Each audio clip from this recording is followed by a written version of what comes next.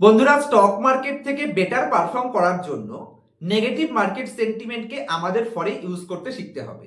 কারণ market negative সেন্টিমেন্টের সময়তে আপনি আপনার কোয়ালিটি কোম্পানিগুলোকে ডিসকাউন্ট প্রাইসে পারচেস করার সুযোগ পাবেন। যেরকম আজ থেকে ঠিক 6 মাস আগে আমি আপনার সাথে কিছু কোম্পানি ডিসকাস করেছিলাম। মার্কেট অতিরিক্ত নেগেটিভ সেন্টিমেন্টে ছিল। জম্মু অ্যান্ড কাশ্মীর ব্যাংকের মতন কোম্পানির লজিক সমেত আমি আপনাদের বুঝিয়েছিলাম। তার সাথে অ্যাকুইটাস কেমিক্যালের মতন কোম্পানি লাস্ট 1 বছরে 4 থেকে 5 বার আমি ভিডিওর মাধ্যমে বোঝানোর চেষ্টা করেছিলাম।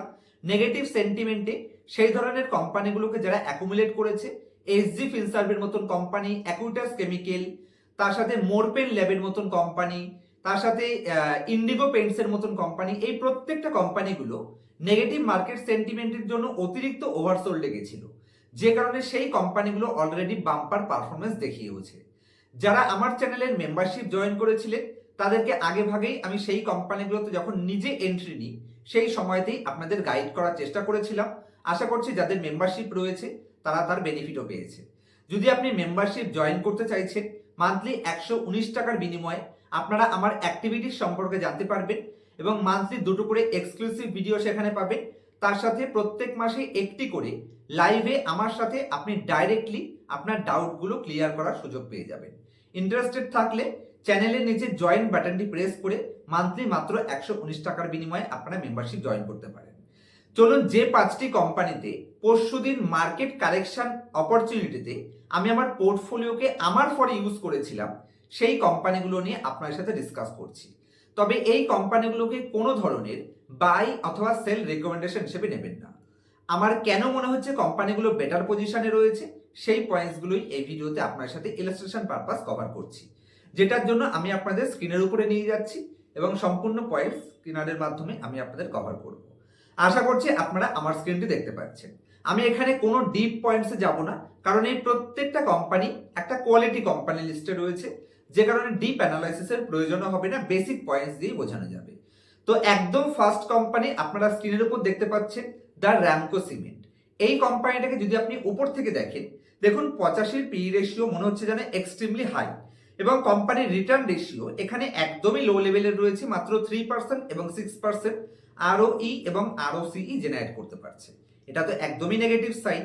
কিন্তু এই কোম্পানিটাকে আমি এই কারণে সিলেকশন করেছি, বর্তমানে যদি আপনি কোম্পানির টপ লাইন দেখেন, যেটা 9000 কোটি কোম্পানির রেভিনিউ রয়েছে এবং ম্যানেজমেন্ট টিমের গাইডেন্স রয়েছে, এখন বর্তমানে কোম্পানি এই ধরতে পারেন কনস্ট্রাকশন কেমিক্যাল বিজনেস থেকে এবছরের রেভিনিউ রয়েছে 200 কোটি, যেটা প্রিভিয়াস ইয়ারে ছিল 160 কোটি। এমনিতেই তো বাম্পার লেভেল রিকভারি করছে।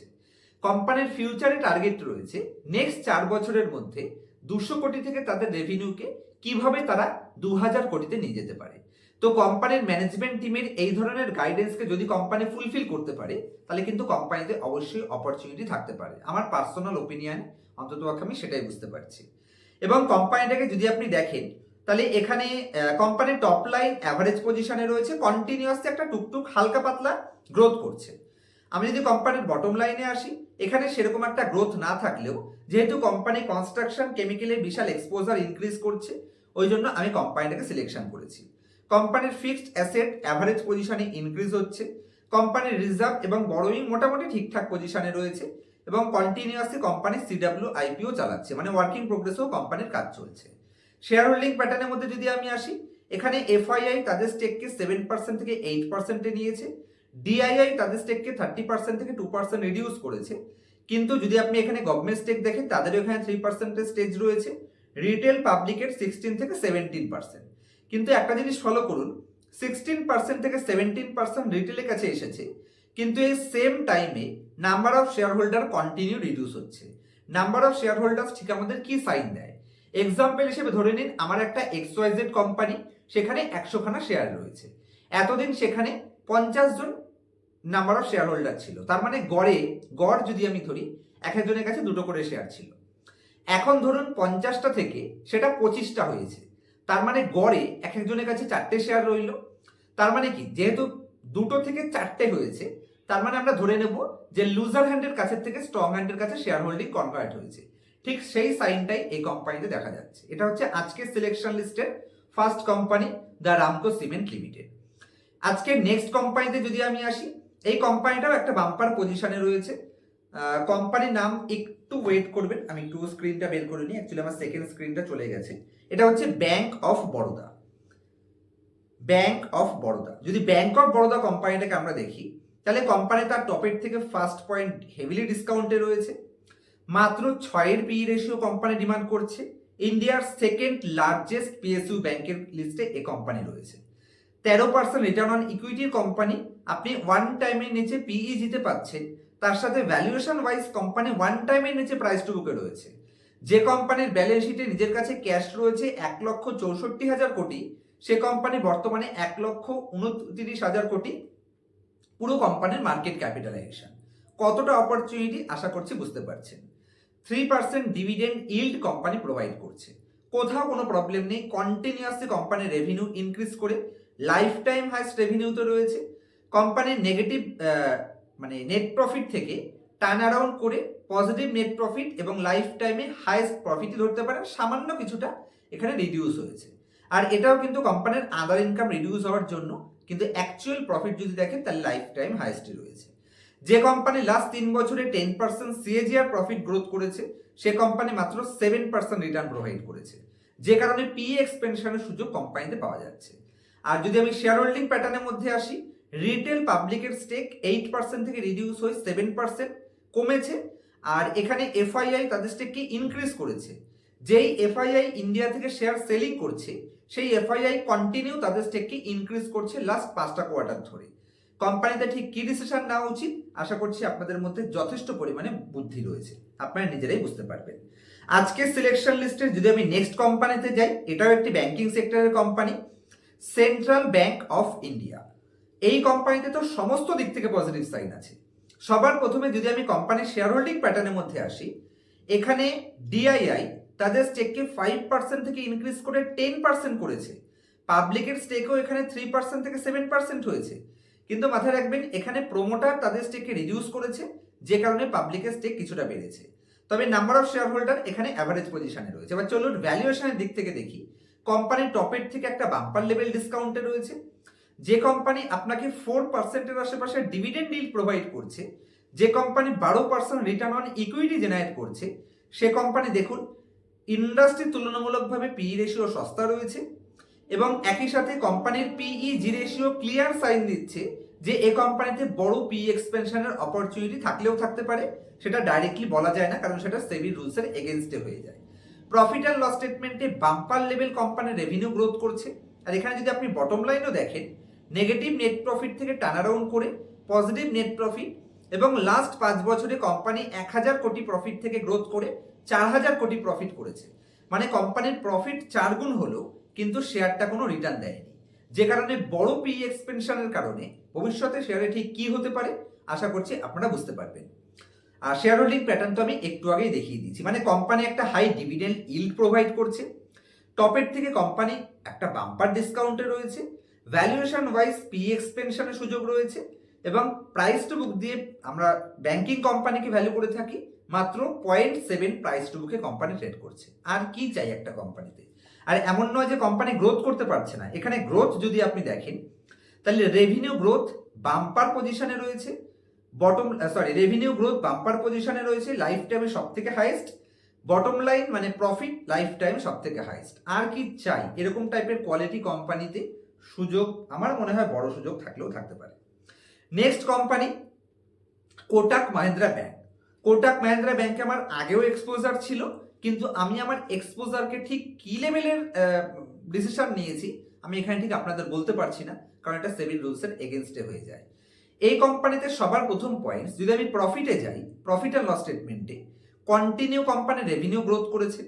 বটম লাইনে যদি আপনি আসেন, কন্টিনিউ বটম লাইন গ্রোথ করেছে, কিন্তু শেয়ার লাস্ট 5 বছর ধরে কোনো রিটার্ন দেয়নি। আমি যদি কোম্পানির ভ্যালুয়েশনের পয়েন্টসে আসি, যে লাস্ট 3 বছর 5 বছরে ঠিক কি ভ্যালুতে ট্রেড করছে, আমি যদি এর প্রাইস টু বুক ভ্যালুতে আসি, লাস্ট 5 বছরের সব থেকে লোয়েস্ট প্রাইস টু বুক, এমনকি লাস্ট 10 বছরেও company lowest price to book. Maximum চার্টে যদি আমি যাই, তাহলে এই কোম্পানি ঠিক প্যান্ডেমিকের সময় যেরকম 2008-এর মার্কেট ক্রাইসিসে যেরকম ভ্যালুতে চলে গেছিল 1.4 টাইম, বর্তমানে কিরকম পজিশনে রয়েছে 2 টাইমস। তার মানে ওর ওর আশেপাশের পজিশনে চলে গেছে, কিন্তু সেলস অথবা প্রফিটে কোথাও কোনো প্রবলেম নেই। একটি মার্কেট লিডিং কোম্পানি, এই সমস্ত কোম্পানিতে কোনো ডাউট থাকা উচিত নয়। ইনডেপথ অ্যানালাইসিস আমি পরশুদিনই করে দিয়েছি, অবশ্যই চ্যানেলে একবার দেখে নেবেন। আর আজকের সিলেকশন লিস্টের একদম যদি লাস্ট কোম্পানিতে আসি, একটু ওয়েট করুন, অশোক লেল্যান্ড। দেখুন যেভাবে দিল্লিতে ইভি নিউ পলিসি লঞ্চ হচ্ছে, 2028-এর পরে দিল্লিতে পেট্রোল অথবা ডিজেল গাড়ি, নতুন গাড়ি কিন্তু লঞ্চিং বন্ধ হয়ে যাচ্ছে। সে কারণে ইভিতে যেহেতু কোম্পানি বাম্পার লেভেল এক্সপেনশন করছে, আমার মনে হয় এই কোম্পানিটাকে আমরা চেক আউট করতে পারি। কেন চেক আউট করবো? সবার প্রথমে কোম্পানির ভ্যালুয়েশন মাত্র 24-এর পিই রেশিও ডিমান্ড করছে, যেখানে ইন্ডাস্ট্রি অ্যাভারেজ 35-এর পিই ডিমান্ড করছে। কোম্পানির রিটার্ন রেশিও 28%, যেটা একটা কোয়ালিটি কোম্পানির সাইন দেয়। এবং তার সাথে কোম্পানি 2% ডিভিডেন্ড ইল্ড প্রোভাইড করছে।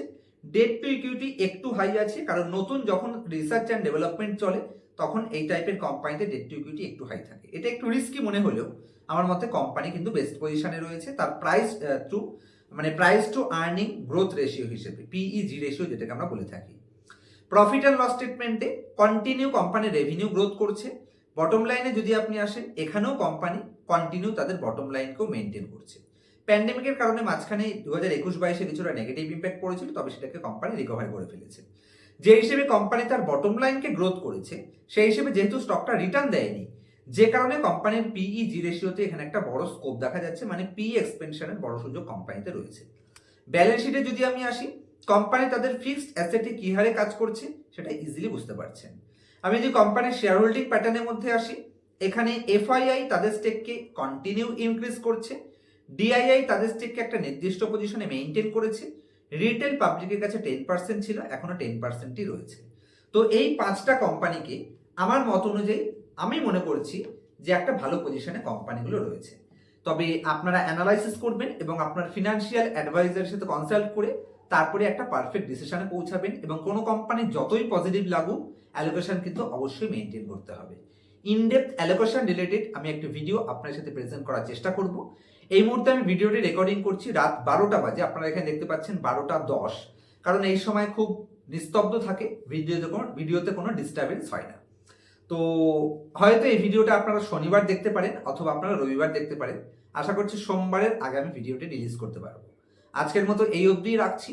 আমার এই খাটনিকে যদি আপনারা অ্যাপ্রিসিয়েট করতে চাইছেন, অবশ্যই ভিডিওটিকে লাইক করতে ভুলবেন না, এবং আপনার ফ্যামিলি মেম্বার্স এবং বন্ধু বান্ধব যারা শেয়ার মার্কেটে রুচি রাখে তাদেরকে এই ধরনের ভিডিও আপনারা চাইলে শেয়ার করতে পারেন, যেটার মাধ্যমে আমার চ্যানেল কিছুটা বুস্ট হতে পারে।